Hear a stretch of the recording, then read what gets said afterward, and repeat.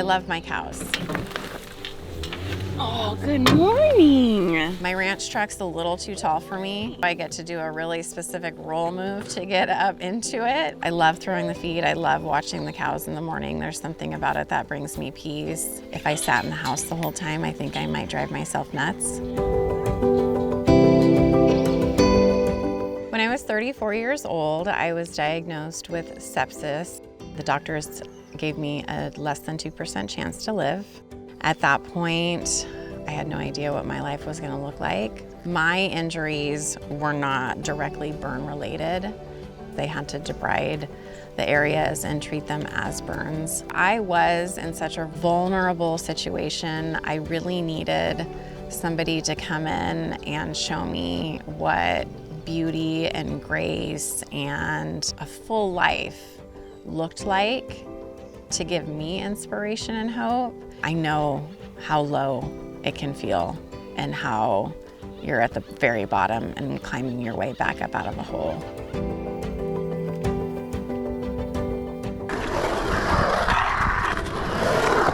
So I've been skateboarding since I was 10 years old, and it's been the main thing I've focused on and fixated on throughout my life.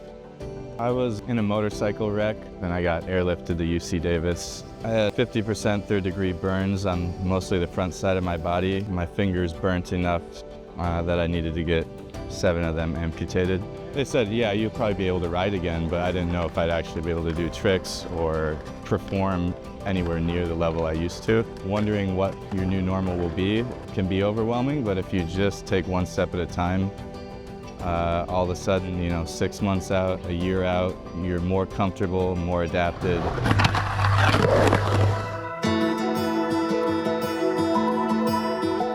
My burn injury is from a hot spring scald. My dog went into a hot spring and I went in after him. I burned 62% of my body with third-degree burns. All of those were skin grafted. Most of my recovery has been getting mobility back, getting some strength back, and working on balance. The hardest part about the recovery in general was the mental aspect. Being so fit before and then having so much fatigue during my recovery was difficult.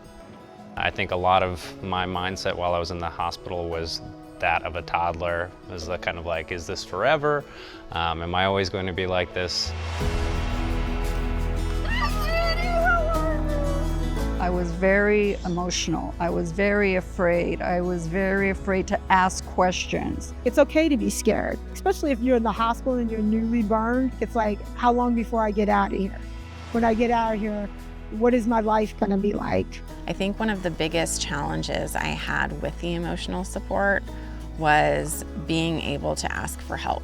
It 100% was difficult to ask for emotional support. There's so much more to recovery than what you're physically going through. There's somebody there that understands that and is there to support you. We're gonna make sure that you have someone you can reach out to, whether it's me or some of the other survivors.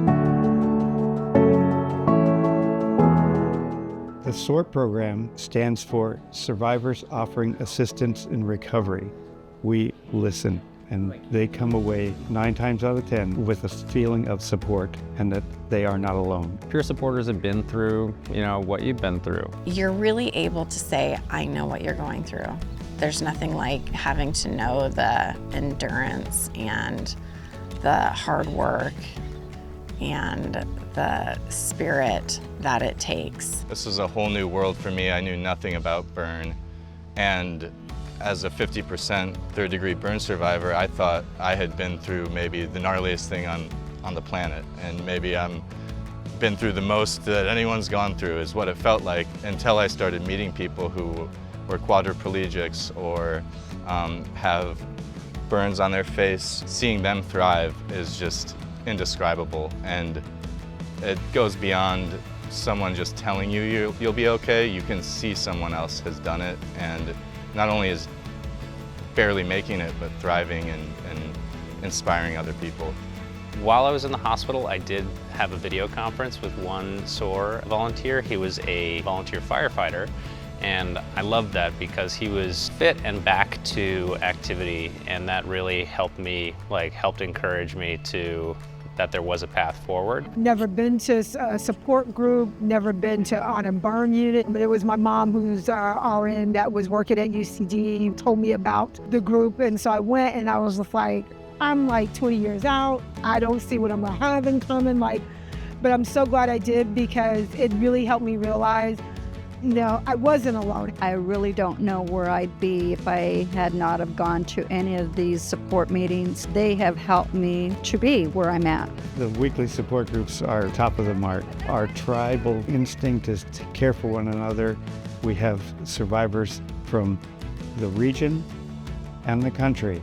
It's really quite rewarding. The burn meetings for me, as someone who's not physically burned, they still allow me to learn so much about what the survivor is going through. It brings people together. Come and join and sit in the back of the class and not say anything if you don't want to, but come and just be in the presence of people who have gone through something similar. So if you're hesitating about reaching out or participating in a program, just try it and see how it goes. You'll probably be overwhelmed with positive emotions. Going towards the community is the first step in getting that help. You're sitting in a bed right now and you're probably wondering, where's my life going for the next 6 months? And I'm gonna tell you this right now, your life's gonna get better. What I want patients to learn after they leave the burn unit is that they are not alone. Your circumstances have changed.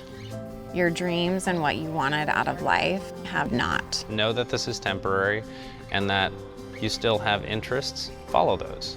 You can do whatever you want. It might look slightly different. You can get back to the activities that you love.